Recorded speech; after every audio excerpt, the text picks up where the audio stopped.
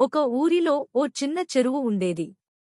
ఆ చెరువులో చాలా చెరుకులు, చేపలు, తాబేళ్లు ఉండేవి. ఒకరోజు ఓ చిలక ఆ చెరువుకు వచ్చింది.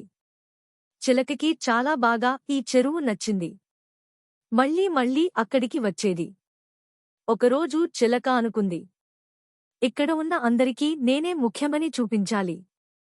అందుకే అది చెరువులో ఉన్న చేపలకి, తాబేళ్లకి, చెరుకులకి ఇలా చెప్పింది.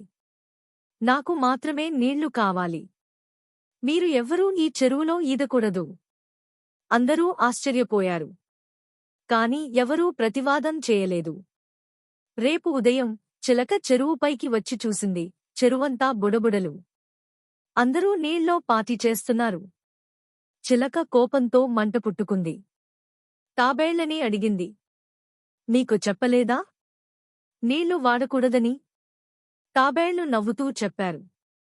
చిలకమ్మ, నీకు చెరువు అవసరమా? నీకు నీరు కావాలా? అయితే నీకు ఒక బకెట్ నీరు తెస్తాం. చెరువును మేము ఈదుకుంటాం. అందరూ హాహాహా అనుకుంటూ నవ్విపోతారు. చిలక సిగ్గుతో అక్కడినుంచి ఎగిరిపోయింది.